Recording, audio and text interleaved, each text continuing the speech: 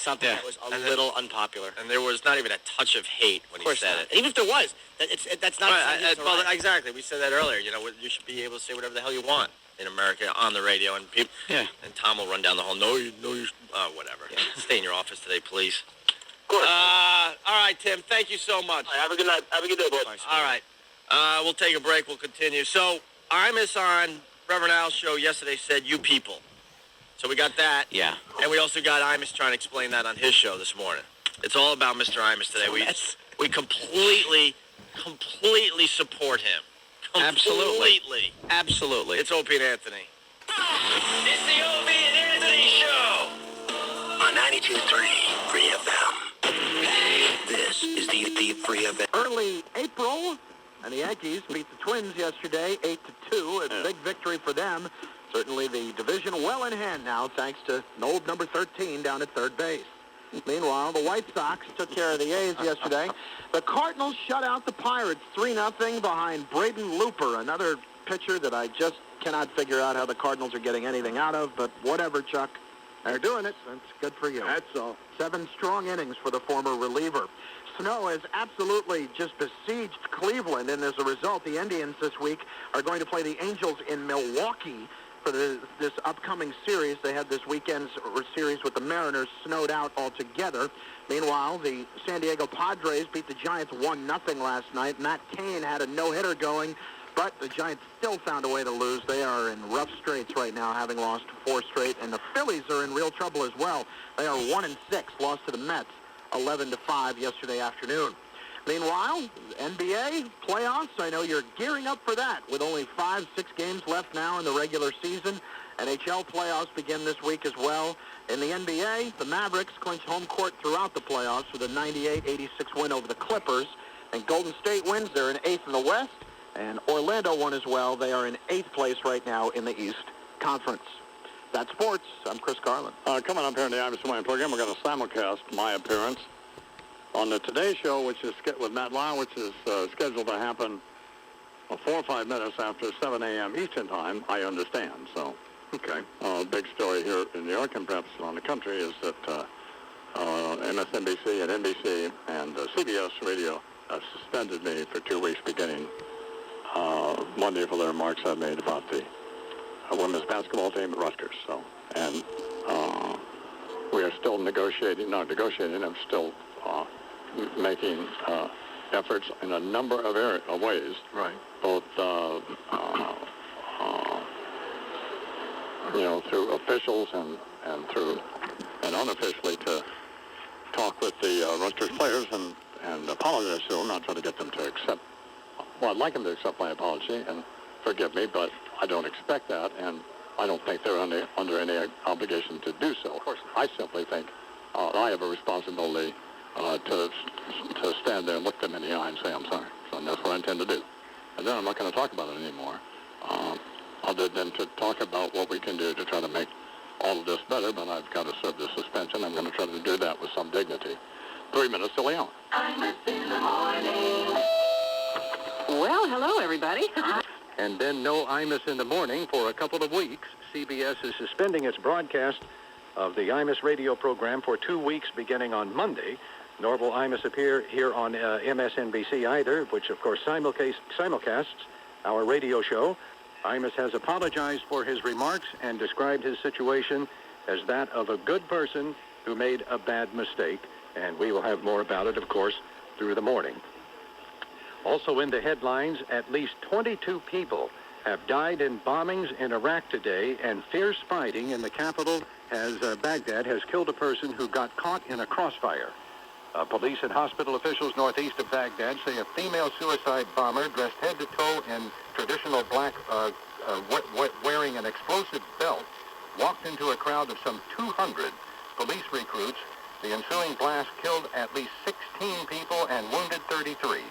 And then in the capital city, U.S. and Iraqi army forces engaged in what was described as a fierce fight with gunmen in 2 Sunni-dominated neighborhoods. In addition to the apparent civilian death, another 14 people were wounded. An American helicopter came under ground fire but was not shot down. And a bomb in a parked taxi cab blew at a checkpoint near Baghdad University At least 6 people died in that, and another 11 were wounded. And then the U.S. military announced the deaths of 4 more U.S. troops in Iraq, 3 U.S. soldiers killed by a roadside bomb and secondary blast while on patrol in southeast Baghdad on Monday. And we will have more coming up. It's now 3 minutes after the hour. Please stay tuned to the following public announcement. The government and private banks are liquidating houses now. These houses have been foreclosed, confiscated, or repossessed and will be sold. Homes may be sold for very little money down. For a list of foreclosures, call 800-900-0511. All listeners whose last name begins with the letter A through N are allowed to start calling now. Listeners whose last name begins with O through Z can begin calling tomorrow, 9 a.m. Every house must be sold. The government and banks are very motivated to sell these homes quickly, so listings may not always remain available in all areas. So act now. I repeat, this is a public announcement. All listeners whose last name begins with the letter A through N can start calling now. Listeners whose last name begins with O through Z can begin calling tomorrow, 9 a.m. Call CRN's national toll-free hotline for your foreclosure list at 800-900-0511. That's 800-900-0511. What 3 things do great BMW service and great real estate have in common? Location, location, location. 287, 9A, the Sawmill, Taconic, Bronx River, and Sprain, they all meet here at Westchester BMW, both the top-ranked and largest BMW Center of Excellence for customer service in the United States. Whether your 2007 3.5 or 7 Series came from Westchester BMW or elsewhere, if you live or work between Manhattan and Fairfield County, this is where you come for award-winning service. Our Center of Excellence is off Exit 4 of 287. Call 800-SHOP-BMW for your next BMW and your next BMW service. Competitive lease and finance rates available from BMW Financial Services. Even though you would go out of your way for this kind of service, you don't. It's the difference between BMW service and Westchester BMW service.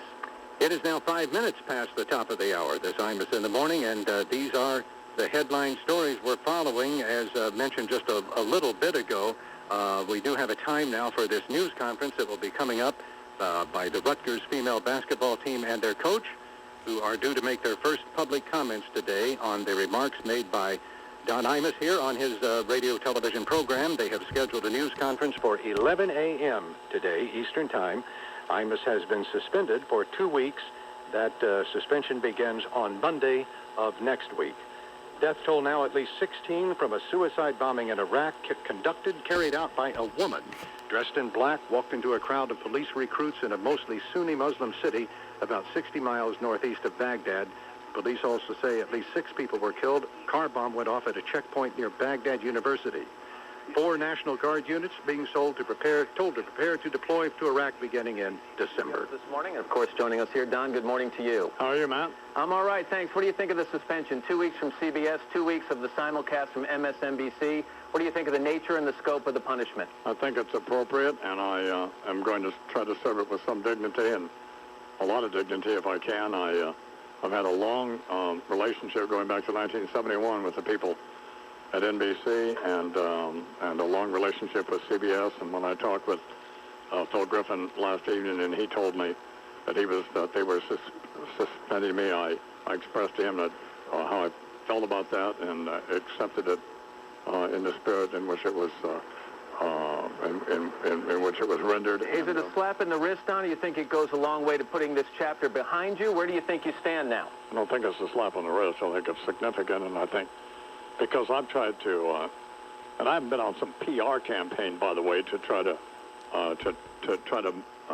make up for these repugnant comments I made, because I don't have a PR agent. I'm not represented by Rubenstein. I apologize to these young women on my program yesterday morning, and Reverend Al Sharpton asked me to appear on his program, and I was grateful that he allowed me to do that, and spent 2 hours with Reverend Sharpton, who, in spite of his position, I thought it was an important dialogue, and I was grateful that he let me speak to him and his audience. And his audience called, and I think it surprised Reverend Sharpton that a number of people in his audience supported me. And we're going to talk to Reverend Sharp in a second, but here's the problem, it seems, Tom. It's a little bit of here we go again. This isn't the first time you've crossed the line.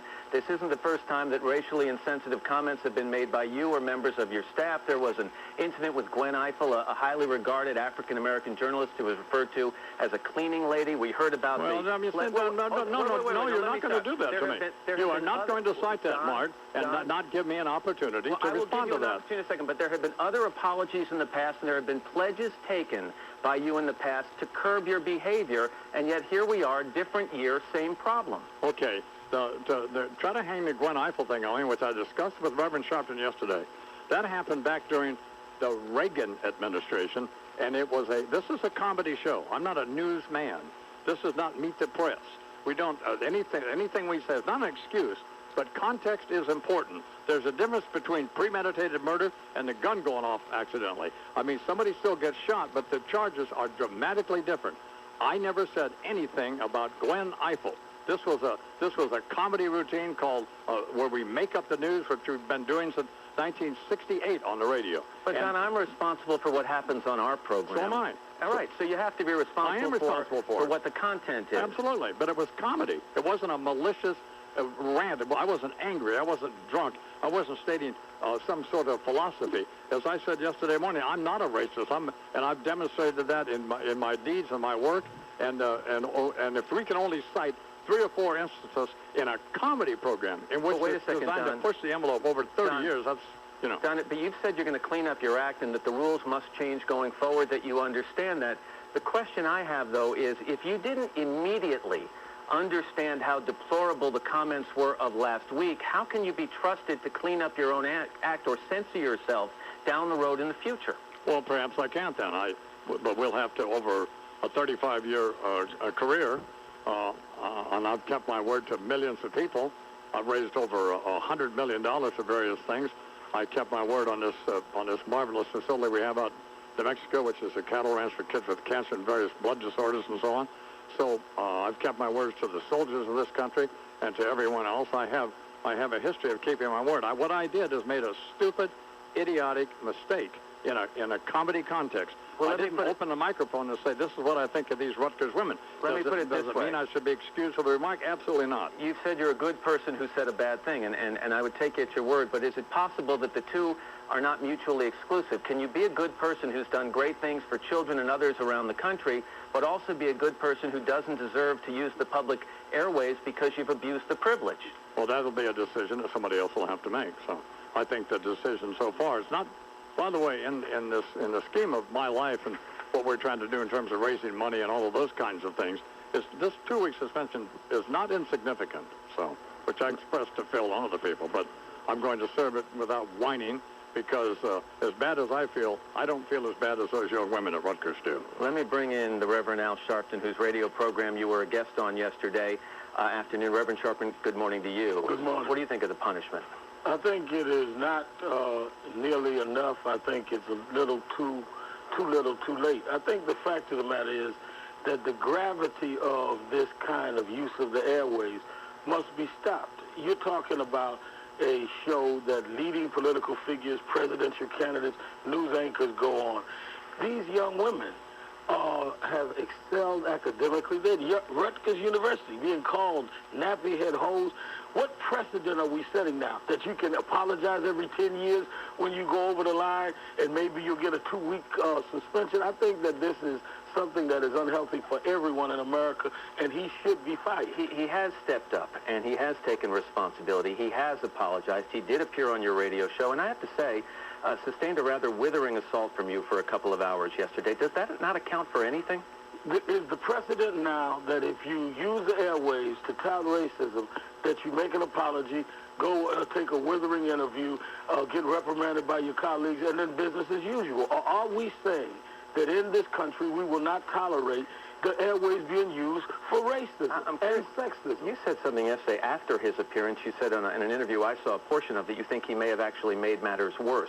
What did you mean by that? I think when it seems that he keeps trying to make this personal about Don Imus. This is not about Don Imus. This is about the use of public airways. This is about the use of advertising dollars.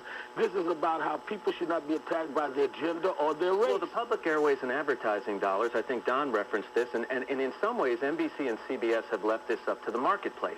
They're saying to the listeners, we're going to put them back on the air after 2 weeks, and you decide. And if you don't want to listen to Don Imus, then you can turn away, and the ratings will indicate that. And to the advertisers, if you don't want to support his program, you can turn away, and then there will be a problem. Why shouldn't it be left to the marketplace? Well, maybe the marketplace is expressing itself when you see the outrage all over the country. Maybe the advertisers will hear from us immediately saying, if you want to continue investing in those programs, we will not buy your product. I think the marketplace is what has raised this issue. As you said to Don Imus, he did not come back immediately the next morning and deal with this issue. The marketplace made him respond. When I and National Action Network and the National Association of Black Journalists and others came out, that's when you started getting reaction. This reaction didn't come from these stations because they had a come-to-Jesus meeting in the boardroom. You've been around a long time, and you have also, by the way, been the subject of controversy and criticism over the years from various groups. You're also a minister. And in that role, you preach the teachings of the Bible. And one of the teachings of the Bible is forgiveness. How does forgiveness apply to Don Imus? I think that forgiveness is in order. I think that if he meets with those young ladies and they want to forgive him, that is their moral choice to do and maybe the right thing to do. A man stabbed me once for leading a march that he disagreed with, a man of another race. I went to jail and met with him and said I forgave him. But I didn't say he shouldn't do time for what he did. We're talking now about penalty. We're not talking about forgiveness. Okay, but can We're he talking only about be upholding forgiven if he's unemployed? No, he must serve the penalty that is commensurate with what he did. And you're saying that is firing. And he can be, as you use the term, two are not necessarily exclusive of each other. Serving the penalty does not mean he's not forgiving. The penalty of saying you can no longer continue to abuse the airways since you have a record does not mean you're not forgiven. It means that you have put yourself in a position where this punishment is measured by what you did. One of the staples of Don's show over the years has been politicians and pundits and journalists stopping by to offer their opinions and give interviews to Don Imus. What is your stance now going to be on those people if they continue to accept invitations to be on his show? Does an acceptance of an invitation in some way, once removed, make you accepting of what he's done? Absolutely, particularly when it's so a journalist or a politician shows up, will you target those people? I will certainly call on them this morning, presidential candidates as well as politicians. They should not go on his show, but I hope that we will not have a show for them to go back on. Let me bring Don Imus back in on this. Don, first of all, you said you would like to meet with the Rutgers University players. What exactly would you say to them? Well, we've made extraordinary efforts both over the air and officially through members of the religious community in New Jersey and the academic community at Rutgers, and through privately through people who know people who are trying to see if these young women will allow me to come out and apologize to them. And I am going to apologize to them and ask them for their forgiveness. I don't expect that, and I don't think they have any obligation to either forgive me or to accept my apology. But I have a responsibility to, and I think it's important. And everybody can say that context is not important, but in every aspect of our lives, it is. And I want these young women to know that I didn't say this out of anger, and that I didn't say this out of meanness, and I didn't turn my microphone on and say, this is what I think of the young women of Rutgers. And believe me, I know that phrase didn't originate in the white community. That phrase originated in the black community, and I'm not stupid. I may be a white man, but I know that these young women and young black women all through that society are demeaned and disparaged and disrespected by their own black men, and that they are called that name. And I know that doesn't give me, obviously, any right to say it, but it doesn't give them any right to say it. Don, let me just say, we kind of agreed here that we wouldn't make this a debate back and forth, Don, but would you mind if I allowed Reverend Sharpton to comment on that? Because I talked to Reverend Sharpton yesterday for 2 hours, Matt, and I told Phil Griffin and everybody else I didn't intend to. I invited Reverend Sharpton to appear on my program, and he didn't have the courage that I had. No, because I walked on. I'm talking, Reverend Sharpton. I walked in. I'm talking, Reverend. I'll give you a word. I walked in his studio yesterday, and there were hundreds of people there, and my hands weren't shaking, And I didn't get up and run out of the studio every 5 minutes when the mics went off. I sat there and I talked to Reverend Hargis like a man, Reverend Sharpton like a man, and he did not keep his word. I asked him to appear on my program. He said he didn't want to appear at the scene of the crime. So I happen to like Reverend Sharpton, and that's not patronizing him. He knows that. I've been around a long time. So, and I dealt fairly with him, and he tried to hang a couple things on me, and he knew that wasn't going to fly. But I told Phil, I told everybody else that I had no intention of debating him on his program. If he didn't have the same kind of courage that I had, I walked in that studio by myself. Let me just end with one question to you, Don, and I'm going to give Reverend Sharpton one other chance. You know, in this country, it seems we love to create saints, and then we love to target sinners. And I'm talking about incidents involving a Michael Richards and a Mel Gibson and an Isaiah Washington from Grey's Anatomy who come up with statements or do things, and they get themselves in trouble, and then they wring their hands and they apologize. They, on some cases, go on a national apology tour. Some check into rehab for some kind of addiction. They come back and say, let's move on.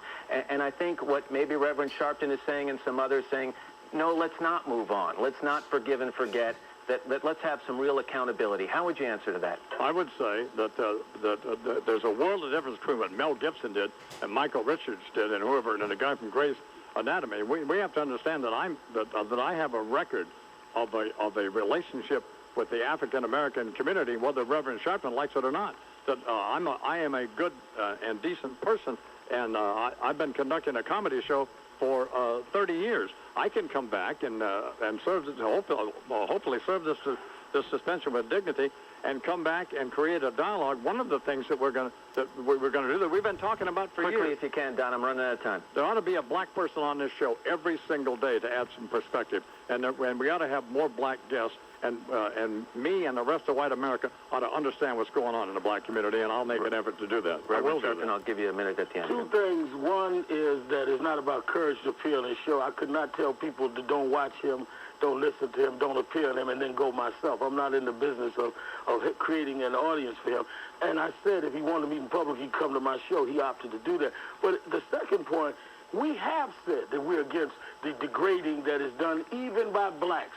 I have led protests on shows on that and will continue to do that. But that does not excuse him. Wherever he says this originated from does not give him the right to use it. We should fight all that use it. And all of us that have been lax in the past must step up even more. But Mr. Imus cannot use that there are more people committing crimes, therefore, Your Honor, I should not be penalized. That is the most lame defense one can use. Reverend Al Sharpton. Don, thank you for showing up this morning. I know we're simulcast on MSNBC, so thanks for your airtime as well. You're welcome. All right. And 20 minutes after the hour here on the Imus Morning Program on the radio around the country and on MSNBC. So I didn't say that. I mean, see, that's the problem. That's not what I said, that I should be cut slack because these young women are disparaged and demeaned and disrespected by young black men and others in their own community. That's not what I said. So, and what did Matt do? Let him get by with it. Which is what I told Phil Griffin and these other people. I said, don't, Matt, I said, well, the reason I'm not going to go on there and debate Al Sharpton and Matt Lauer is because Matt is, for whatever reason, is going to be on Reverend Sharpton's side, just whether he is or not. So, I mean, I thought the report that NBC News last night did, and Brian Williams. Wow. Good. Go on the attack, I-man. Baseball star Cal Ripken Jr., who was to appear on Imus' show later this week to promote a book, has canceled his appearance, according to the Washington Times.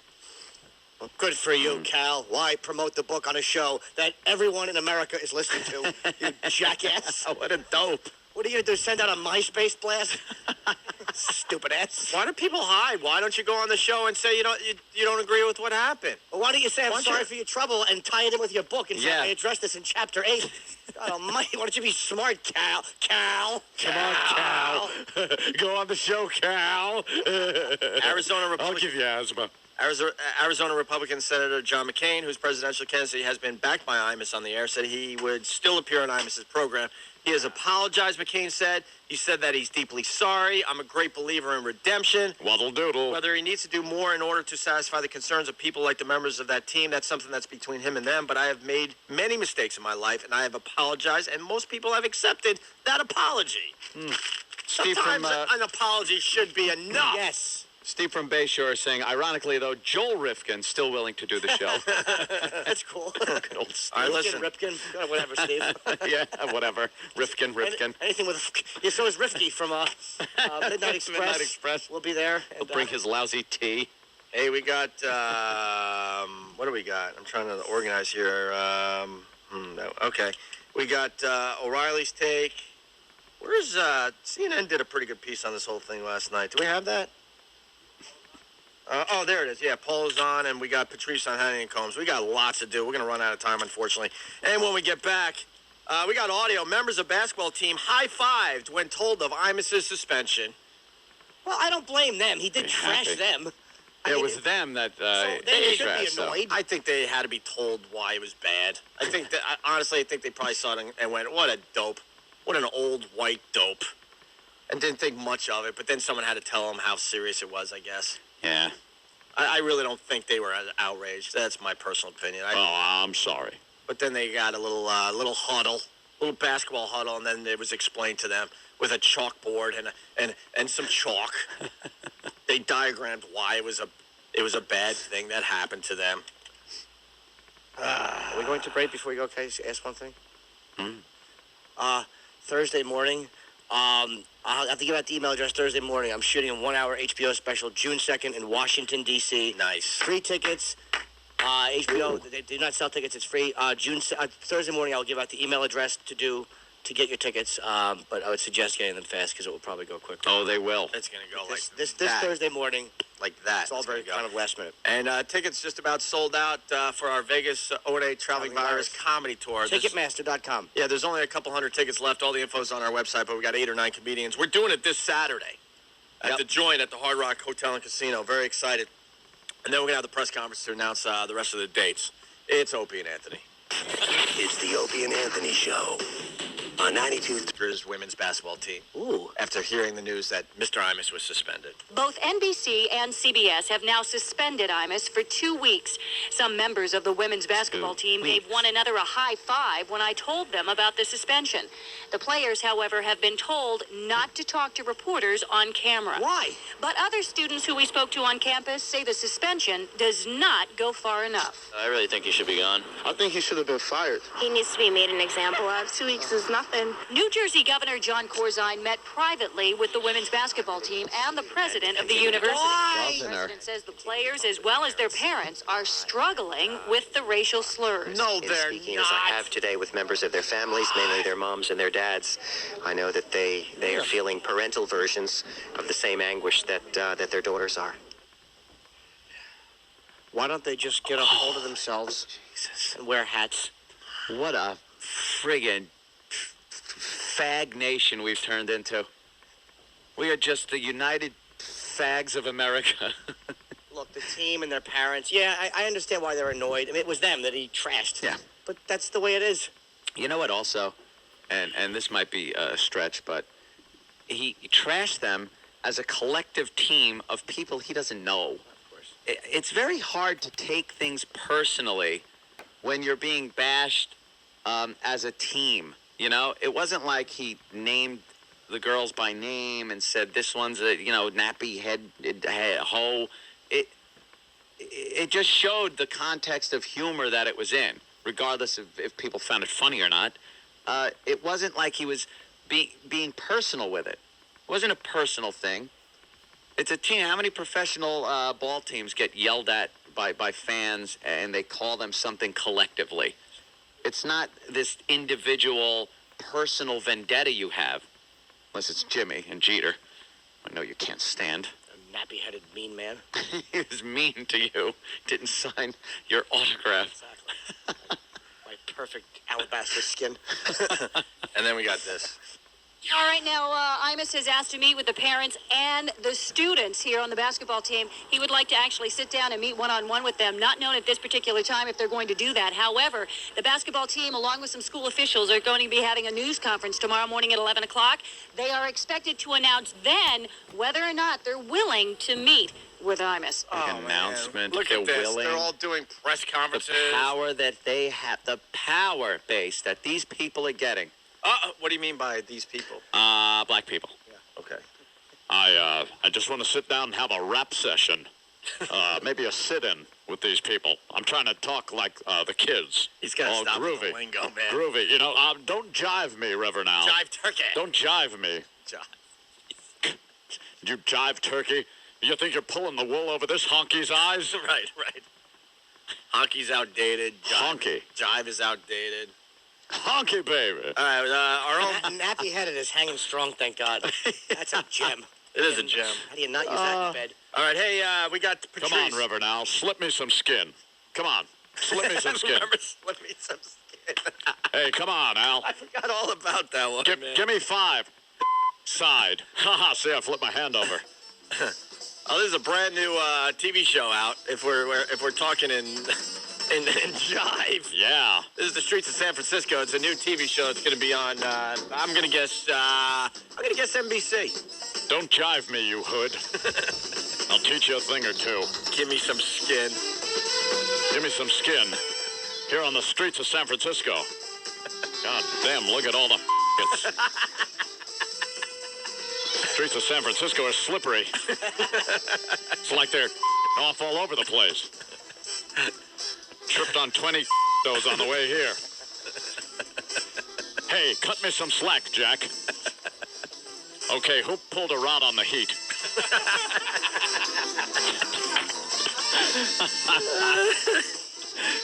God damn, when he started going off on those words. Jive. Don't jive me.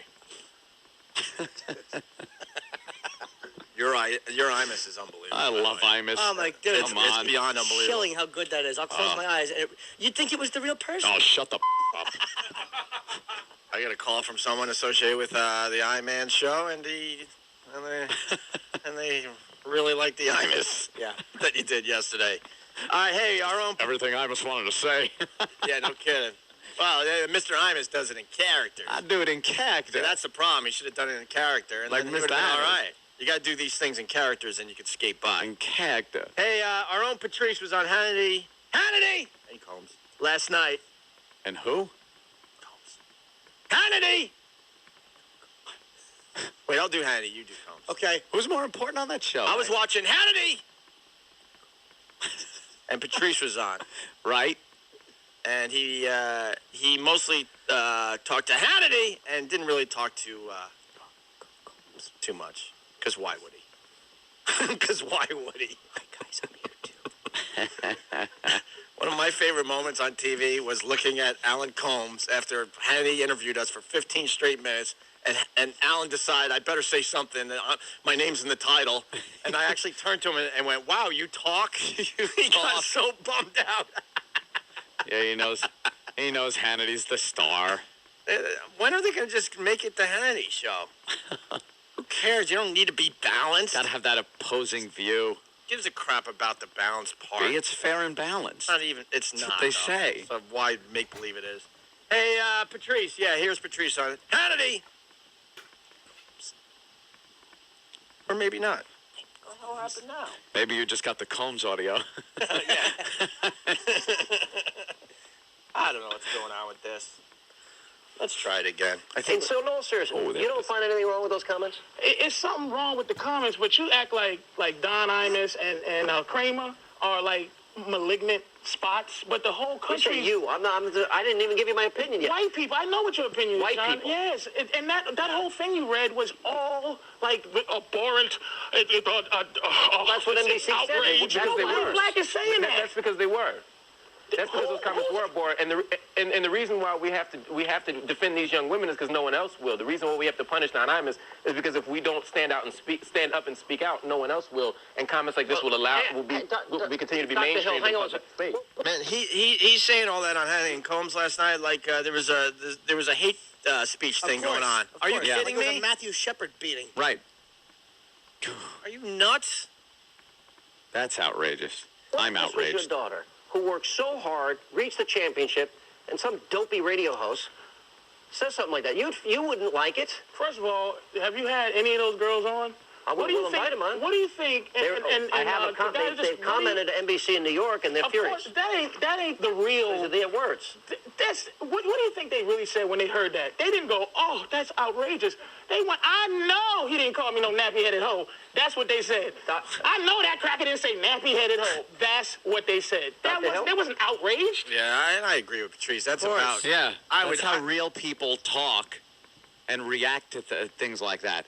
Not with, "Oh, well, let me call a press conference." Right. They get people that want to showboat, and then they get them together and say, you should have a press conference. That's why they won't let him talk to the media. They said they've been barred from talking to the media because they don't want him to talk to the media because people will go, "Oh, yeah, so this is their opinion." We don't want their opinion. We want their collective opinion as gone through a lawyer or something. Right. They'll sue, too. You watch, they'll sue for Oh, there'll be a big suit. Yeah, believe. Heard it's emotional. Huge suit. Are you offended? I'm not because You're not first of all, nobody except for me and the good doctors under 60, and none of you know what funny is. Like the doctor. Was that fun? Was it funny what I to said? say Funny to me. nappy-headed Was it funny? hoe Was it funny? is hilarious. But in context of hold on. By the way, everyone calm down. That was a black man that said it. He's right. It is hilarious. It is hilarious. Hilarious. Hilarious. I say that sometimes. It was a good observation. hilarious. But in context of a comic, you should be able to explore any words you want to say. He messed up. Would it be different if a black person said it? Of course. I can say nappy-headed hoe all day. But I want to be able to call white girls straight-headed hoes anytime I feel like it. Anytime. And would you? Of course. And should you be punished for it? Of course not. Right. Patrice lays it out perfectly and so simple. It's like, yeah, you know what the repercussion to saying nappy-headed hoe should be the acceptance by white people of letting black people say whatever they want about us, which, by the way, they can and do and have impunity. The thing that's great about Patrice is that, he's not the typical black guy. Nope. He's not. He doesn't need white approval. He's not looking for your pat on the head or your empathy. He doesn't care. Mm-hmm. He's brutal. Yeah. And that's the type of honest interactions you have with people. Like, when you're dealing with guys like him, you're not going to offend black people just having fun and teasing them. As long as you're not being vicious and racist, there's not going to be a problem. It's white guys in ties, whose names I won't mention, who never interact with guys like him. Yeah. Who are the ones that are guilt-ridden and think, "Oh, he should apologize and then go away and be fired." Yeah. And Patrice doesn't have an agenda besides getting his face on TV so someone might give him a part in a movie or something. Exactly. But he doesn't have an agenda like that guy he was talking. Who was against him, the other black guy? Dr. Hill. Yeah. We got more. He has an agenda. Yeah. That guy has an agenda. He needs to get out there and say these things to pump his name up, to show himself as an activist, and that's his agenda. Yeah. So he has to say these things. Patrice he's about the only honest guy you're going to get talking on this situation. He has nothing to lose. Hannity has something to lose if he doesn't do it the right way. Right. Dr. Hill has something to lose on TV if he, Exactly. So here's more Dr. Hill. He says Imus was not contrite and the "you people" comments showed his character flaws. And not only was Patrice have nothing to lose, but if Patrice does gain something, he'll wreck it. Of course. We all know that. Patrice. So, Dr. Hill, are we overreacting here? Is that look, what he said was inappropriate, was wrong. He's apologized. At what point do we say, okay, how about a little forgiveness? He's, been contrite. He went on Reverend Sharpton's show today. He realizes he did wrong. Do we keep punishing the guy? He's crying. Well, first let me say I didn't find him contrite on Reverend Sharpton's show. I found him arrogant. I found him somewhat belligerent. What do you want? And his "you people" comment to me really underscored the fact that he's not all that apologetic, and that deep beneath him is a severe character flaw that's directly connected to racism. Severe character flaw directly related to racism. Enough. Your goddamn racism accusations at every turn. Imus goes after everybody. He doesn't have a black agenda. The Paul Azan stuff was hilarious last night. Hopefully we'll get into it after the break. Phonies. She had Howard Kurtz on. And Howard Kurtz has been on Imus a lot. Colonel Kurtz on. That'd be fun. Damn it, why did my mind work like mud? Yeah. My mind is mud. He said Kurtz, I went Kurtz. Yeah. Oh, yeah, that is one of my favorite movies. Yeah. What an ass. Good one. Howard Kurtz was on Paul Zahn last night, and he's been on Imus' show a bunch. And Paul Zahn goes, weren't you once called a boner-nosed beanie-wearing Jew boy? Wow, she said that? Dude, it is hilarious. She had to say that with a serious face last night on CNN. Which shows you how ridiculous Imus is in the morning and how ridiculous we are and everyone else that does this type of crap. We're just going for dumb jokes. Real fast to wrap up. Hannity! Patrice describes why nappy-headed hose is funny. And I'm just saying, I know funny. And I know if he had said nappy-headed athletes or nappy-headed young women, Why is that okay? No, it's not okay if he had said that. We'd be just as nappy-headed athlete would have been, is he using an adjective? I don't get that. Yeah. But to say nappy-headed hoe is so ridiculous, you know he was trying to be funny. Well, that's you know it. I mean, you heard the tone of voice. He was laughing. He didn't intend to hurt, and he realizes he was wrong. And it went on. Yeah. And the guy said he still would have been upset with nappy-headed athlete. Well, Patrice would say, yeah, because that would have been a real thing. Like, look at these nappy-headed athletes is almost a real insult. Yeah. Because that's not what you tie in with a joke. That sounds like something mean. Whereas you nappy-headed hose, people know. An old white guy saying that is funny too. That's what you're playing on something you've heard black people say, and everybody knows that. Nappy-headed athlete would show, I think, real disdain. I think that's a really good point Patrice made last night. Of course. Yeah, definitely. That I just kind of stole and reiterated as my own. We all heard him say it first. That's why I said Patrice. I know, but I kind of knew. I just heard him say it. Hey, let's see how Leno handled this last night. Maybe we get a couple laughs in today. Or maybe General Kurtz. This is Leno last night. When we get back, Paul is on. This stuff was really good. And our boy Michael Harrison was on. He gave us the 6th place in Talkers Magazine. Oh, he was on discussing it. He's very good when he needs to discuss this stuff on TV. He's not too wordy. He gets right to the point, and he made some very interesting points last night. I hear that. But let's see what Leno did last night as far as Imus goes. Hey, Cap. What's up, Jay? What do Easter eggs and Don Imus have in common? They're both white and in hot water. Exactly. Let's feel dry with Don Imus, or as they call him now, a temporary guest worker. You know what happened with him? Radio personality Don Imus in trouble after making, and there's no excuse for this, racially insulting remarks about the women's rugby basketball team. Did I say rugby? Rutgers University basketball team. Exactly. The Rutgers University basketball team. Exactly. What team, Jay? The Rutgers University. Oh, that team. Yes, in New Jersey. Well, anyway, today he went on Al Sharpton's radio show to beg forgiveness. And, of course, no one believes this. Al Sharpton has a radio show? When did that happen? Actually, he got suspended. Imus got suspended. We just heard this 5 minutes ago. Suspended for 2 weeks. No word yet which rehab they're going to. But he has been suspended. And he still doesn't get it. No. Like Imus said, only 2 weeks? Oh, it's mighty white of him. See, that's the wrong thing. That is the wrong thing to say. Exactly. Hear what everyone else is talking about. O&A, uncut and live, continuing the show on XM Satellite Radio, starting time, as opposed to when Kissinger argued about the shape of the table in Paris during the Paris Peace Accords. I mean, who would you talk to? You've got to talk to the Shia, you've got to talk to the Sunni. More and more it appears that Joe Biden's plan that he talked about more than a year ago, a couple of years ago, that it's going to be balkanized, it's going to be broken down into different geographical areas ruled by different sects. That seems to be the way it's going to go. Yeah, Kissinger saying it's more complex than what we faced in Vietnam by a substantial margin. It's more complex in his estimation. So hey, think of what Madeleine Albright could have called me, Chuck. Well, I hate to think. She could have said, it's great to be with you, you a-hole. She could have said, she could have confused me with Bill O'Reilly. That's true. You probably got that when you went home, though. Yeah, absolutely. Yeah. Sean Hannity. Come on, I'll take Tim any day. What do you get out of this situation? Moving on to that we're seeing. What is the potential for somebody to make a big misstep in this deal between Iran and Great Britain over the 15 capture? What possibly could Iran be trying to prove here? Well, I didn't get much out of Madeleine Albright when she was talking about that. I know my instinct on it, my sense of it is, having talked to several people about it last week, is that Iran is doing this now basically because they can do it. Because they are so... Because they can't be challenged on it? Yeah. Yeah, what are we going to do? We're totally involved in Iraq. We're weakened because of Iraq with regard to the Middle East. They did it in the same week that the king of Saudi Arabia basically, well, not basically, he said that America was illegally occupying Iraq.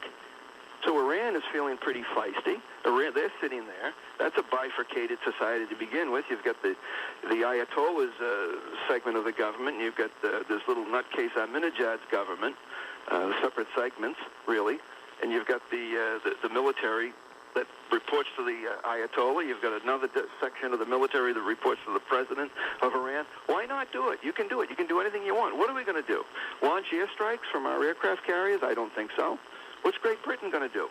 They have diplomatic relations with Iran, unlike us, so they can at least talk back channels or front channels or whatever. And I'm surprised that it has gone on this long, but I'm not really surprised that Iran did anything. What are we going to do? You do have the chicken hawk neocon types out there who are all for the Iraq war, who want to use this as an excuse to do just what you said, to start the conflagration in the Middle East, to expand it. Yeah, there's no doubt about that. I mean, they're already beating the drums for that. I mean, there's been a couple of op-ed page pieces already. I haven't seen any of the magazines like the Weekly Standard, but I assume, sure, this is what they want, Bernie. 16 minutes till the hour now. We're talking with Mike Barnacle from Boston. Perhaps the Speaker of the House, Nancy Pelosi, can make a side trip to Tehran since she's going to Damascus, apparently, to see what can... I don't know why she's going to Damascus. What do you think of Speaker Pelosi going to a nation that is a state supporter of terrorism? Well, yeah, I don't believe she's the first American politician to have gone to Damascus recently. Did not Chris Dodd go there? Yeah, yes, he did. Yep. And Kerry. Yep. And John Kerry? Yep. Well, there's the school of thought that you're better off talking to these people than ignoring them. There's that school of thought. I think Nancy Pelosi would receive less grief editorially if she were from Des Moines, Iowa, rather than San Francisco. I mean, there's the sense that she's going over there and bringing some Ghirardelli chocolate to Hafez Assad, things like that. And making the point, critics of the Bush administration said this precisely among the people with whom we should be speaking. Yeah, well, I think we should be speaking. Hopefully we are speaking to them. I mean, hopefully we're not living in a diplomatic... Saddam going there, and he would have taken over the oil over. It's unbelievable how Saudi Arabia could turn so quick when they were protected so much by this country, and it's disgraceful, I really think. Oh, hey, Bo, you look at our allies, not only in that region of the world, but throughout the world. I mean, we are aligned, and we spend billions, give billions to the biggest pack of front-running weasels internationally ever assembled. The Saudis.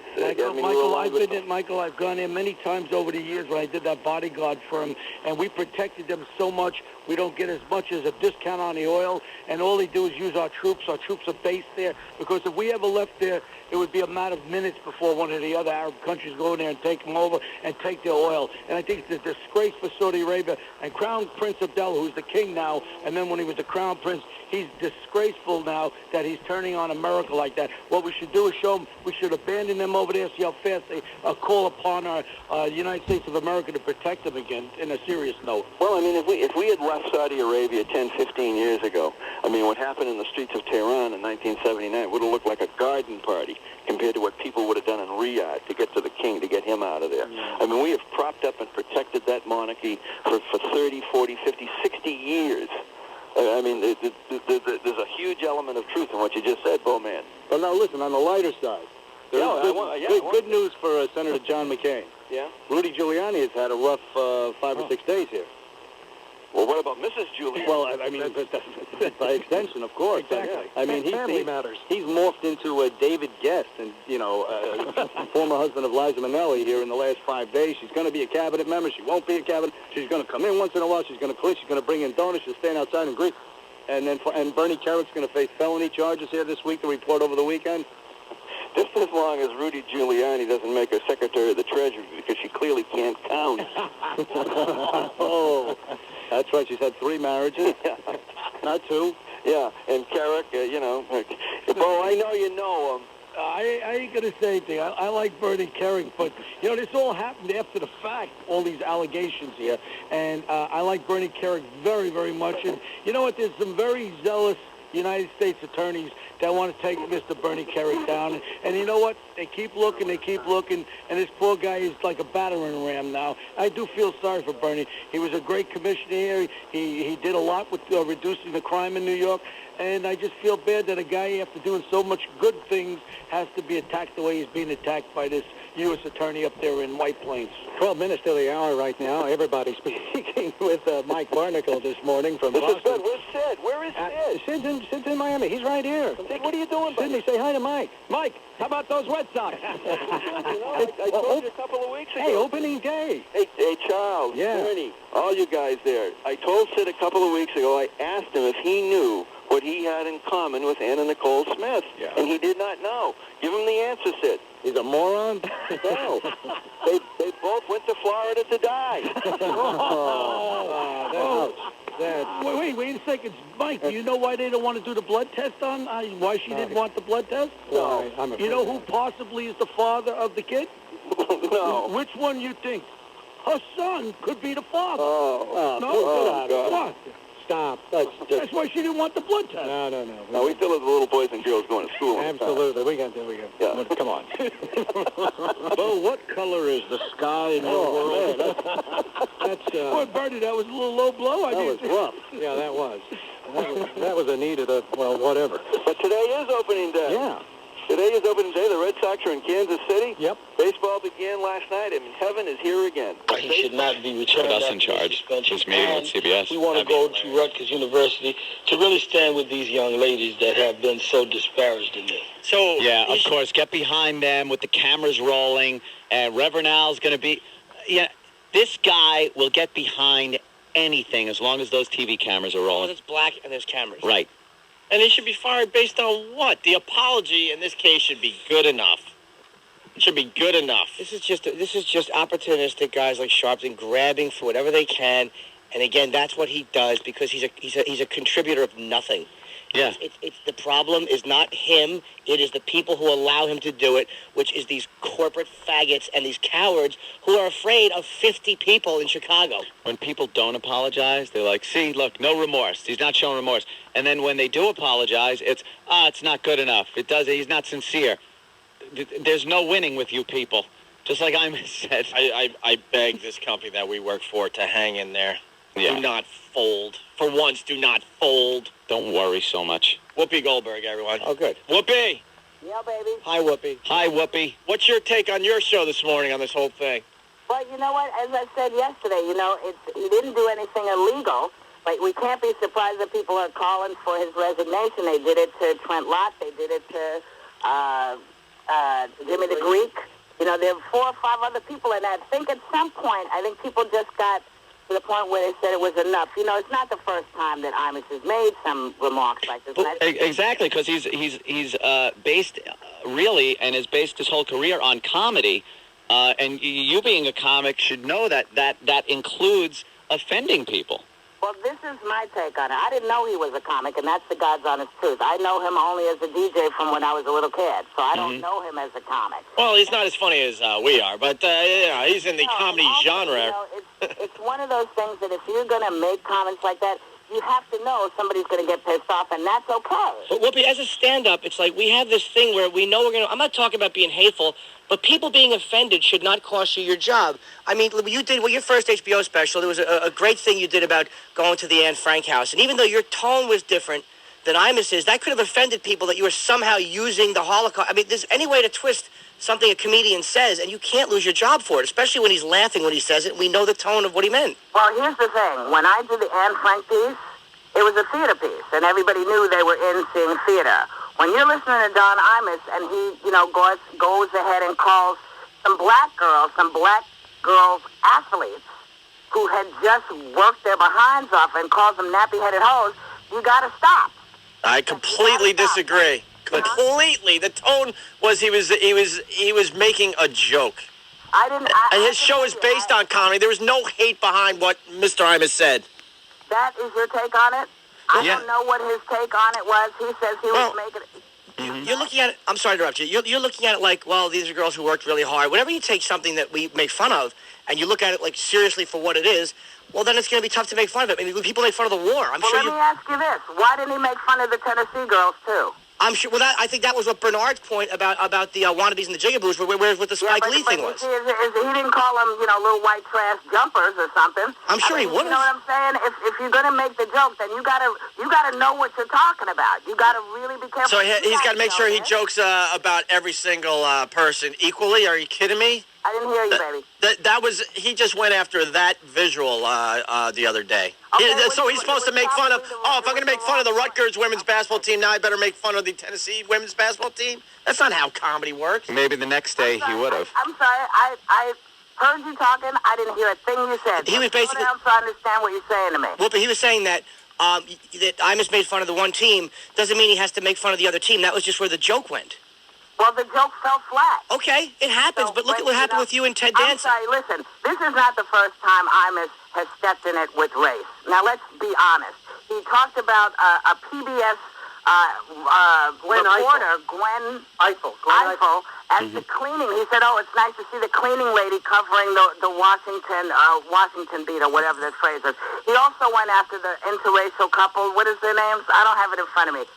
They just put out a book. But okay, so it's a little tasteless. Wait a minute. Now, I listened really patiently. All right. So I think people are at the point, particularly people of color, and I think a lot of women are offended because this is, it's hard enough being a female athlete. For him to have just sort of stepped in, I think people are saying, you know what, you got to deal with this. And as I said yesterday, what he said was not illegal. What he said was not, I think, finable. But it was wrong. It was morally wrong. All right, so you say it's wrong. Should he be fired for that? Do I think he should be fired? He should be fired as much as Trent Lott was fired, as much as Jimmy the Greek was fired. These are the consequences. Listen, Rush Limbaugh got Jimmy the Greek wasn't a comedian when he said what he said. The bottom line is, I can't hear you. When you look at something like Cheryl Underwood, look at the type of material she does and the things she goes after. Why is it? I don't know who you're talking about. Cheryl Underwood, she's a black female comic.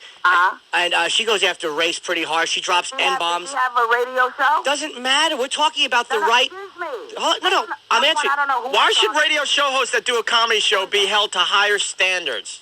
Okay. As like network news. Are you crazy? Listen, we should be able to say whatever the hell we want when we do our program. Excuse me. God bless you. Now, I'm willing to listen to you, but you know what? If you're going to talk over me, I don't know who Cheryl Norton is, so I can't comment on what she does. No, Cheryl Underwood, not Cheryl Norton. Cheryl Underwood. Underwood. You're Norton. Yes. Oh, sorry. Jeez. Hey, what about Ted Danson? I don't want to comment on her because I don't know what she does. I'm having a conversation with Whoopi, what about the Ted Danson incident? I mean, you guys you were making a racial point. No. But I'm saying... Hang up. See? Because you said the Ted Danson thing. Why would she hang up on that? Oh, another pussy. Why would she hang up on that?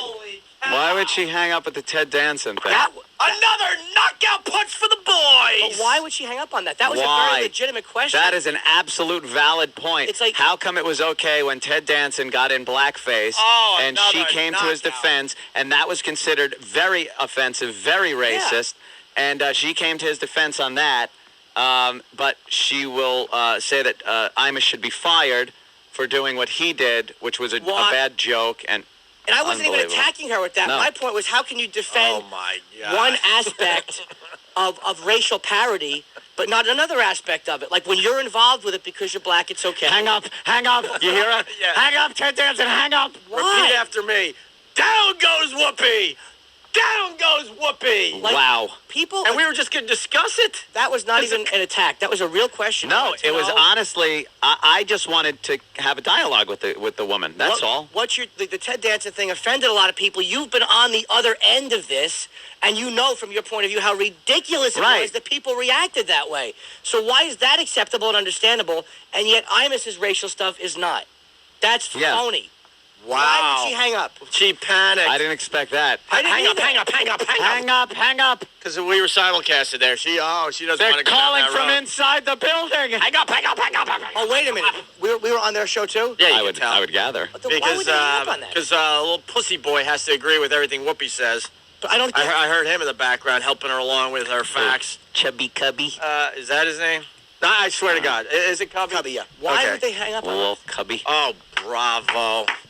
Still undefeated. All right, so far, Dice, Man Queer, and Whoopi have hung up on us when confronted with anything. Only in the last 2 weeks, by the way. God. By the way, what is wrong with her? He has a radio show. Is not legitimate because we're talking about the right to parody race and do things like that without the consequences of losing your job. Yeah. Don't throw out he's got his show, but I did it here. We're not talking about FCC violations. How can a comedian that has been known over the years for doing very irreverent, very racially based comedy like her, how could she call for the firing of somebody for doing that? And that's stupid. And that Anne Frank question was. Here's my point with that. Yeah, that was a good one. Well, why are you, as an artist, allowed to use race or horrible things in your art, and yet he's not? As much as you don't like it, as much as you think it's unpleasant, as an artist, That's why. you have that Because right. she thinks it's unpleasant. And so does he. A lot of Jews might think, I don't care how you're using it, the Holocaust is not appropriate on a comedy special. For any kind of joking, right. By the way, very good observation from Wilkes-Barre. Chris K. Through the whole interview, Whoopi's like, I can't hear you, I can't hear you, I can't hear you, right? So she always said that to you, like your mic might have been feeding to her. I don't get that. Well, Chris K. writes, of course she heard you guys that time. Yeah, she heard that Ted Danson line. But she couldn't hear every other line?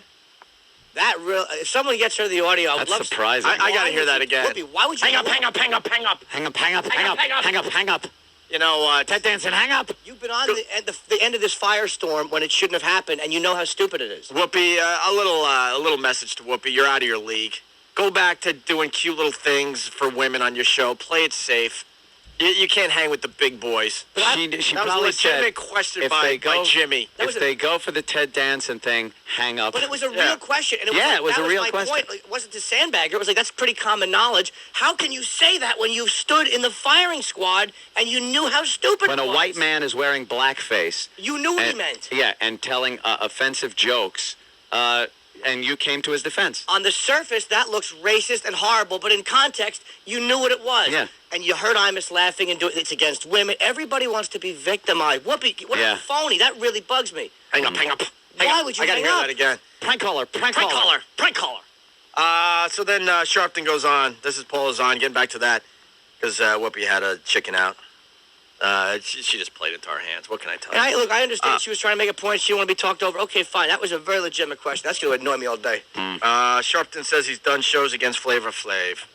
This is not about just him. I've done on my radio shows whole shows condemning Flavor Flav and others that I disagreed with. So I think that we must be clear here that we're not just talking about Imus, but that the defense of Imus is not. I'm not the only one. Yeah, well, did you fight to have Flavor Flav's show removed? Did you scream as loudly about Flavor Flav? Did you organize protests against Flavor Flav? You phony. No. You fat fraud. You did a whole show on nappy-headed hoes. Are you kidding me? Yeah, that's Flavor his whole Flav. series. That's what the whole show is based on. You know what happens when there's a black artist or genre, rap music that degrades women or uses bad words. They don't have a protest. They don't call for firings.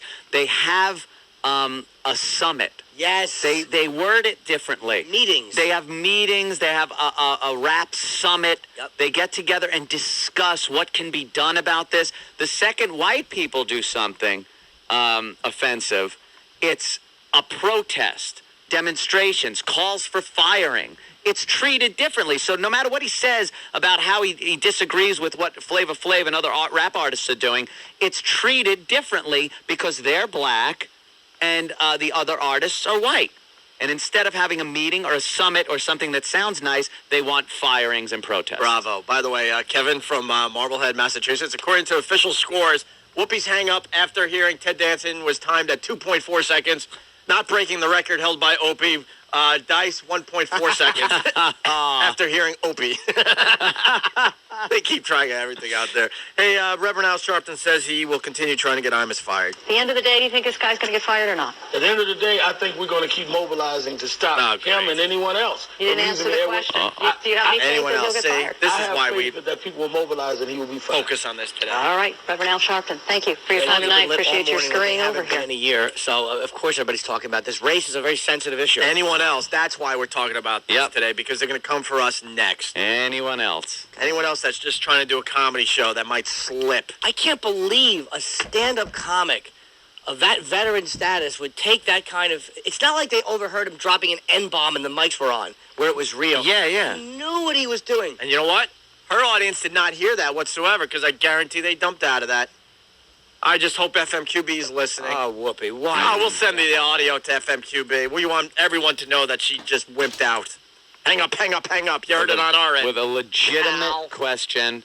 That had everything to do with the Imus situation. It was absolutely related to this situation. Hey, speaking of Reverend Al, we got to play this song once again. Who knew that this song that we recorded, or Anthony recorded, God, it has to be 8 years ago. 8 years ago. Is now popular again. Because he hasn't changed in years. Are you singing on this? Oh yeah, he is. Oh, yeah. No, it's Anthony. This is the Reverend Al song. Who comes running when the cops get out of hand? Who thinks the mayor's in the Ku Klux Klan? Yelling and screaming as he's speaking to a mob. He wears expensive suits, but he doesn't have a job. Reverend Al, he's your pal. Reverend Al, well, he's sapping off the people in his own community. Why is the white man always picking on me? He's got a fat belly and his hair's full of grease. We hear his battle cry. No justice, no peace. Man with a plan, who you know you can trust. The portly little reverend with an ass just like a bus. He's Reverend Al, he's your pal. Reverend Al, he looks like James Brown with too many calories. Now why is the white man always picking on me? Remember Bernie Getz in the Brawley case? Turn on the TV, you would always see his face. He's speeding in his limo to another homicide to make the network news with the family by his side. Reverend Al, he's your pal. Reverend Al, on the never-ending search for some good publicity. Why is the white man always picking on me? Reverend Al, I'm Reverend Al. He's Reverend Al. I'm Reverend Al. He's Tommy Brown. I'm hungry. He's Reverend Al. Reverend Al. He will represent your family and he doesn't charge a fee. Now, as long as the footage makes it on the TV. Reverend Al. I'm Reverend Al. He's Reverend Al. I'm your pal. Well, he's your pal. That's right, Reverend Al. Reverend Al. I'm Reverend Al. He's a race-baiting, white-hating bag of baloney. Now, why is the white man always picking on me? Reverend Al. Yeah, I'm Al. He's Reverend Al. I'm Reverend Al. He's your pal. I'm your pal. Reverend Al. Reverend Al. No? We'll get the update in a minute. All right. Go. It's the Opie and Anthony Show on 92.3 Free FM. Free FM. The joke wasn't funny the first time, Michelle. She's over to it. Here comes the third spit. And she... Who are the best mayors in the country, two of the best. So we have made an effort. It obviously has not been successful or successful enough, but that's the only point I would do. It's not really a defense. It's just that is what we do. We don't just have one voice. It may sound like that, but that's just because we weren't good enough to do otherwise. Yeah, I think it doesn't sound like that. I got to be honest with you. But look, I don't know that you need a quota system. I don't know that you have to have an African-American voice on every day, but I sure think it will help. Well, we've talked about it for years. I understand, but it hasn't happened. So, Well? But it doesn't have to happen every day, just like, the next time that an African-American figure does something stupid or hypocritical, if you decide, we can't get into that at all, that's not a proper response either. I think what we're talking about... I'm not going to do that. You're not going to lay off, you mean? No. No, because that's not the point of the show. You can find that kind of stuff elsewhere. But I do think, and I'm speaking here for all of us who have enjoyed doing your show, and the people who know you, even if it's mostly on the radio, we went through this with you at the radio TV thing. You don't walk away from somebody. You've had a 15-year relationship because they've done something dumb, and I think when you come back in a couple of weeks, I think the idea of having the same kind of approach to public matters, but with a certain sense that this race issue, which runs like a scar, a wound through 300-plus years of American history, the Central American dilemma has got to be thought about in a very different way. Well, it seems to me that there does need to be an effort on the part of me in this program to have people on to better understand, one, what goes on in the black community, so that people like me in the white community can understand that better. I mean, there are many white people in this country that don't know that there is a vicious racism in the black community between light-skinned blacks and dark-skinned blacks. Now, that may not be any of our business, but people need to understand that so that they can, and people need to understand that young black women are demeaned and dehumanized and disparaged with the kinds of comments that I made. I'm not excusing the comments. That's not what this is about. But they live with that daily. They live with that, and when they get to college, and when the famous black athletes in college who only want to date white girls, so it's doubly hurtful and insensitive when someone like me, who they know in their hearts actually is a pretty good guy, but certainly doesn't have any right to say that. It's doubly hurtful when somebody who should know better, and as a matter of fact, I did know better. And I also think that there are voices that don't get heard nearly enough in this whole arena. There's a guy, Reverend Floyd Flake, former congressman. He's the senior pastor out in South Jamaica, the largest African-American community in Queens. Runs senior citizen centers, runs schools, runs job placement programs, has a very different take on things like black empowerment and some of his ex-colleagues in the Congress. A fascinating guy. I interviewed him a couple of years ago, and I still think about what he said about what needs to be done. And there are all kinds of arguments going on, within the black community about where do we go politically? Where do we go to fix this endless cycle of youth unemployment and dysfunctional families? And if that's the kind of conversation you begin to fold into your show, then this may have done some good. I had a great conversation with a guy by the name of Reverend DeForest Soares, who is a fairly famous. Does she get reports of accidents and stuff? She has access to that, absolutely. So she'd know if there was an accident involving like some famous person, right? A certain former congressman was. Something happened with a car broke down on a bridge, or. Tracy would be all over that. Oh, okay. Sure. Hopefully. Yeah. Just want to make sure he's okay. So my Congressman Ford just make sure he's all right. If it was in the New York area, she would. Okay. Might have been out. Could be. Could be in Tennessee. 10 minutes till the hour. Imus in the morning. Great shot, Dad. That magical sound there means I'm back in the swing of things. 6 weeks ago, after I was diagnosed. A little heavy on the span. The Imus in the morning forecast.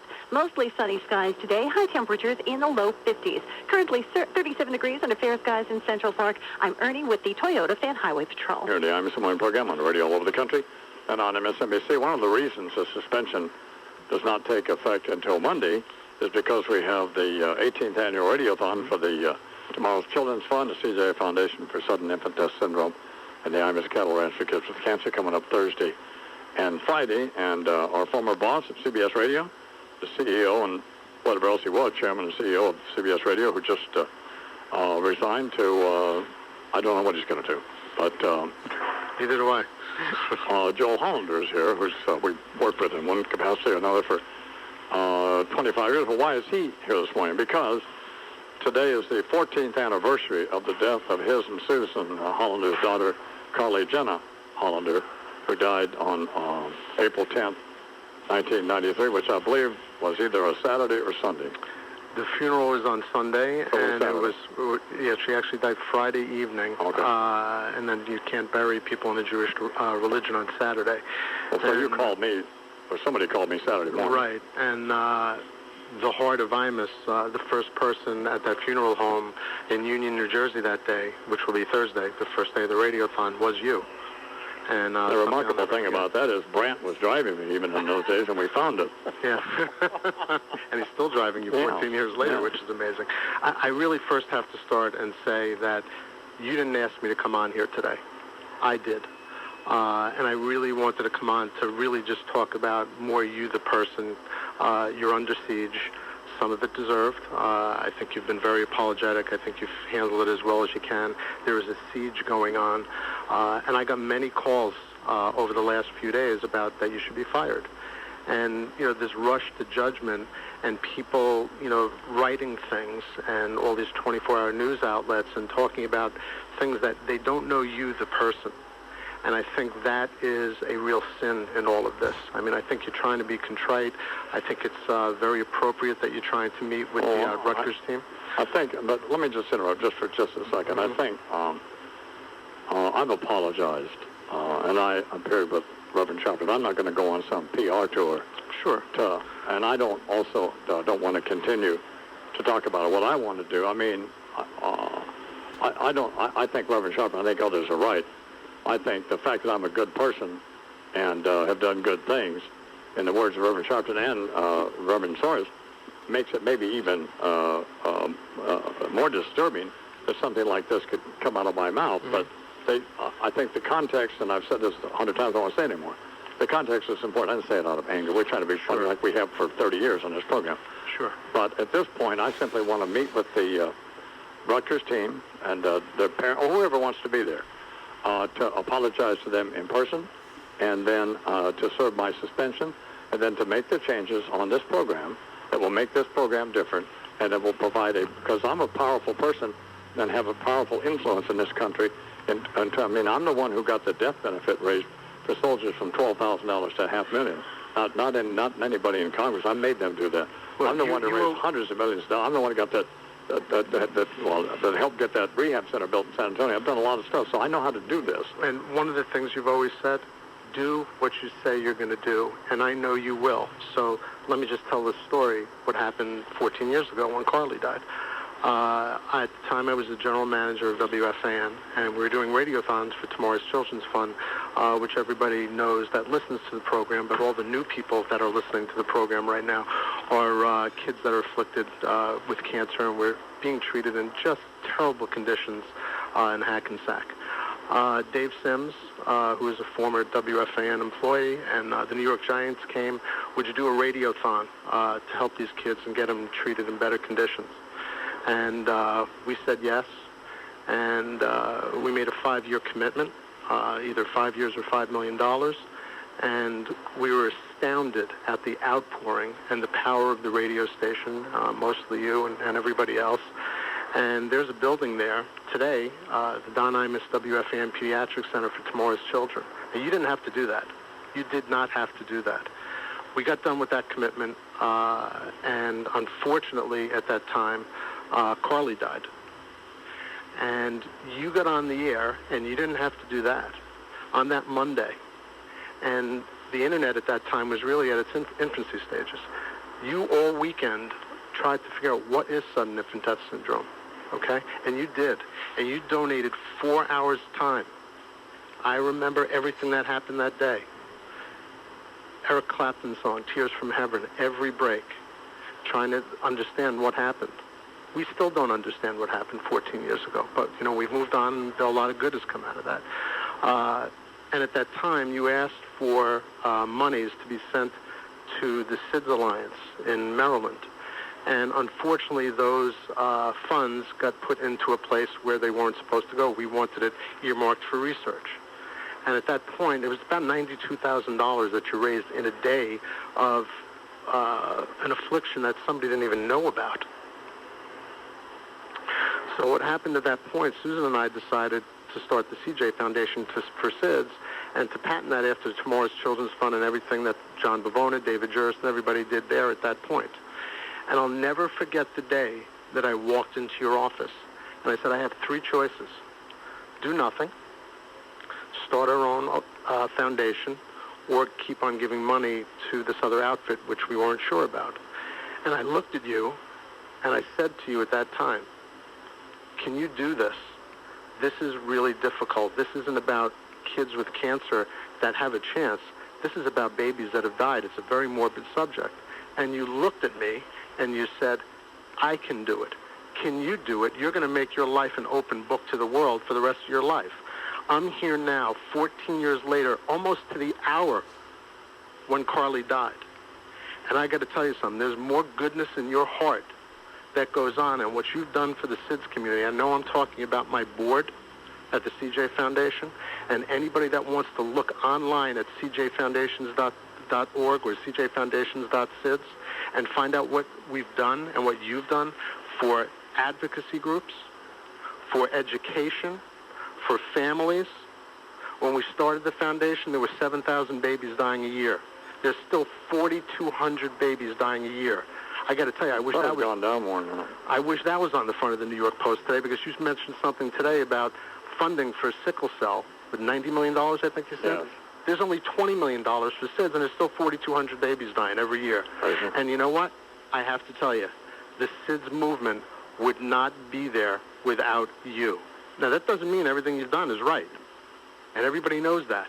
But you know what? There's more goodness in your heart, and I know the man as well as anybody, and everybody needs to know that. And you need to be judged on your whole body of work all the time.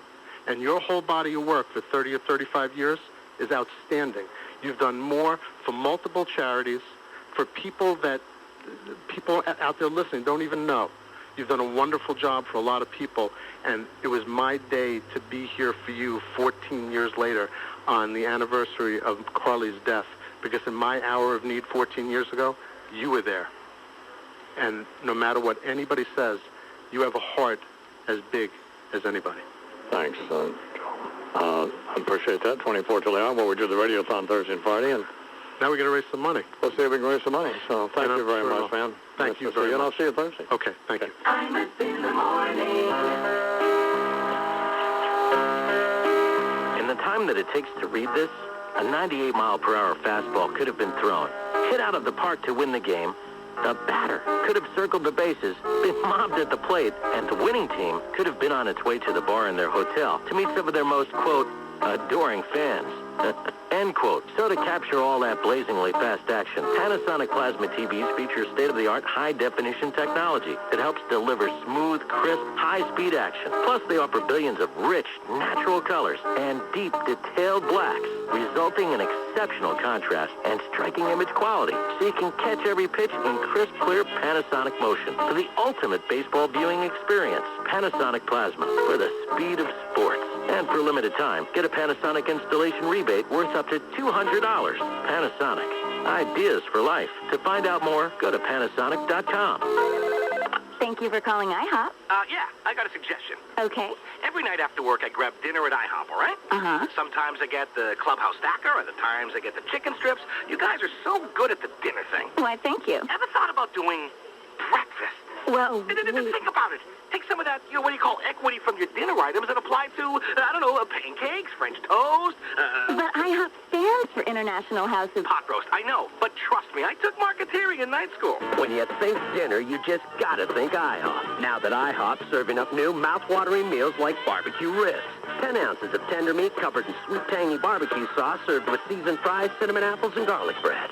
Or dig into our succulent sirloin steak tip stack served with mashed potatoes, mushrooms, and onions. And try our juicy barbecue chicken dinner, too. But hurry in. They're for a limited time only at IHOP, the International House of Possibilities. IHOP. Come hungry, leave happy. Please stay tuned to the following public announcement. The government and private banks are liquidating houses now. These houses have been foreclosed, confiscated, or repossessed. MSNBC. Bill Maher has a program called Real Time with Bill Maher, which is enormously popular and successful on HBO and has been for 5 or 6 years, I believe. Yeah. Nominated for multiple Emmys and all that sort of thing. And Mr. Maher is in the New York area to appear at a place called the Tilly Center for the Arts out in Greenvale, Long Island. This Saturday night at 8 p.m. Please welcome to the Imus Morning program, Bill Maher. Good morning, Mr. Maher. John, how are you? I'm fine, sir. How are you? You bad boy. Yes. Bad, Don, bad. Go in the corner for 2 weeks. You know, Hannah Quinlan called me yesterday, and she said, what are you doing? What are you thinking? I said, man, I wasn't thinking, was I? So. Anyway. Yeah. Well, I have a few things to say about it if you care to hear. But, yes, sir.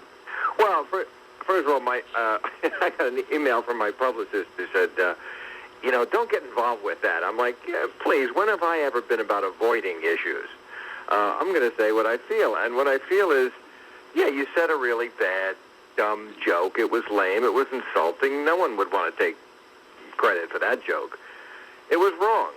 But, after you say you're sorry a few times, I think then it's on other people if they can't accept an apology. And, I just think there's so much in this country about making people go away for a mistake.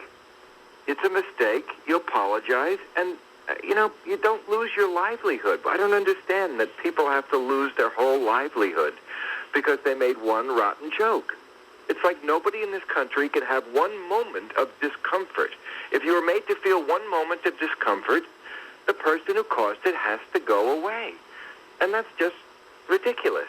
Yeah, it was a bad joke. It was real creepy. But after that, people move on.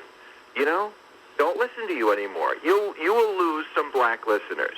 And that should be your punishment.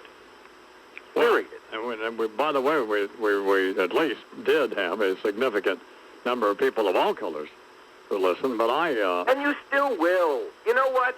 I talked to some of my black friends about this. They're not tripping on it. It's all this fake outrage in this country, and I'm a very big fan of Jesse Jackson and Al Sharpton. I've had them on my show many times. I like them a lot. But, I don't agree with what they're doing. I mean, yes, the guy does deserve they apologize. But then, if you just keep it going, if you make this a cottage industry, I'm sorry, but if this is the biggest problem for a black leader in the country to address day after day, then the civil rights situation is a lot better than I thought it was in America. Because there are some real problems that black leaders, I think, should turn their attention to before making this such a crusade. Talking with Bill Maher here on the Imus This Morning program. It's 25 till the hour. I was talking with Reverend DeForest Soares, who is a rather prominent evangelist minister in New Jersey, and he also, coincidentally, is the pastor at the church where Coach Stringer attends. And he said, and I talked to him for probably 45 minutes. He said, here's the enigma about this, and what's troubling. He said, I believe you. I know that you're a good man. I know what you and your wife do. I know that you're not now going to run out and try to round up a bunch of black kids to try to do something good for them or suddenly start talking about whatever. He said, because I know you raised hundreds of well over $100 million for all of these various causes, not worrying about whether they were white people or black people. He said, but what's disturbing is if somebody like you can say this, what is...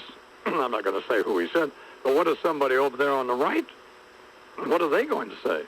And he said, what you need to understand, too, is that at the core of every black person, this is what he said.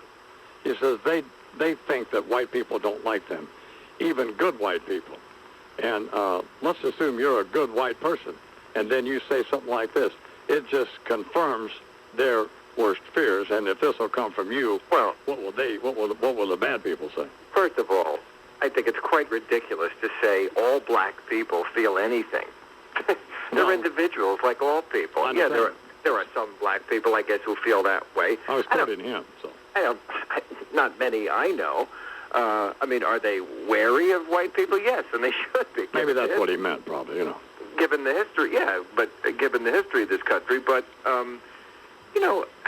look, you do 20 hours a week. Is that how many hours you do a week? Yes, sir. At least. Right, that is an awful lot of off-the-cuff live broadcasting. Once in a while, something is going to come out wrong. I don't really think that anybody who's asking you to lose your job really thinks you're that racist or that bad a person. Does that punishment really fit the crime? say this a lot. I use this phrase a lot, fake outrage. You know, people just like to be outraged. I don't know if it reflects that much of the rank and file out there. I mean, would anyone have noticed if Eddie Griffin said this? No, I understand there's a double standard, and there should be. But still, I don't think anyone would have noticed if it was Eddie Griffin, because he would have totaled another Ferrari, and that would have been a much bigger story. Anyway, we don't have to talk about this all night. No, you know, Donald Trump, who... by the way, I did 2 hours with the Reverend Shepard yesterday. I know. I kind of like him, too. You know, he's... I mean, I don't know why I do. I just do. You got to look in his eyes, and, you know, I mean, he knows, and I know that we both know what the deal is, but I can't say, well, no, I did enjoy it, because I thought I was grateful he gave me the opportunity to come talk to him and his audience, and I think he was surprised when the phone calls started coming in, when 2/3 of them supported me, not that, and didn't support what I said. No one should do that, but... No, but you're not asking that. No, I'm not. You know, just... Hey, Donald Trump said, Donald Trump, who I like, by the way, said that George Bush was the worst president ever. Well, I would agree with Donald about that. And then, yeah, but absolutely. And I think there was a time when, if someone said, "Oh, George Bush is the worst president ever," that people would just assume that that was some sort of left-wing venting. But no, that's actually a consensus of a lot of people, not just from the left. That's not just a venting. That's real. He really is. I mean, Herbert Hoover was a bad president. He never conceded an entire city to rising seas and snakes. This guy, really is in a league of his own. I can't tell you how many politicians I had on this program, including my friend Harold Ford Jr. I hope Harold's all right, by the way. But who I said, and people running for president now, and I said, not some original thought, but I said the government's response to Katrina was because those people were black, and everybody, Bill, argued with me and said, "Oh no, it's because they were poor."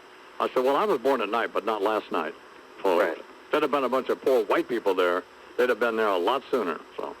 Yeah, well, Kanye West said it, in a way that even better. Yes. Yeah, people weren't expecting. But when you look at the amount of scandals that this administration have, any one of which would be a real blight on an administration, and you go down the list from Abu Ghraib to sitting there for 7 minutes on 9/11, to Walter Reed, to Katrina and outing a CIA agent, and now this prosecutor scandal, and invading the wrong country, and ignoring science, and trying to put Harriet Miers on the court.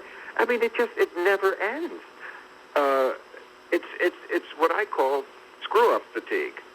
He screwed up so much that people have screw-up fatigue, and they just don't process it anymore. I used to think all of these things that the administration did were either because of the war criminal vice president and that psychopath who was over at the Pentagon, because of them, or because of stupidity. But I really believe that it's in my heart that it's arrogance and maliciousness and mean-spiritedness. I mean, Mike Lupick and I the columnist, tried to find out and we know everybody. Well, not, when was the last time Vice President Cheney was at Walter Reed Hospital, and they wouldn't tell us, and we couldn't find out? Well, we've narrowed it down to it hadn't been in the last year. So it's that kind of cynicism and that kind of arrogance and that kind of meanness is what I think we're dealing with, as opposed to what I was trying to cut them some slack and say, well, they're just stupid. But I think it's way beyond that. Stupid and arrogant in a way that only the religious can be. But he does go to Walter Reed, Dick Cheney. But Walter Reed has skyboxes. They have VIP. Well, I don't mean to laugh, but it's kind of funny. No, they do. They have a place for the special people like Dick Cheney, and then a place for the soldiers, which are of course rats and moldy. Yeah. Who are you?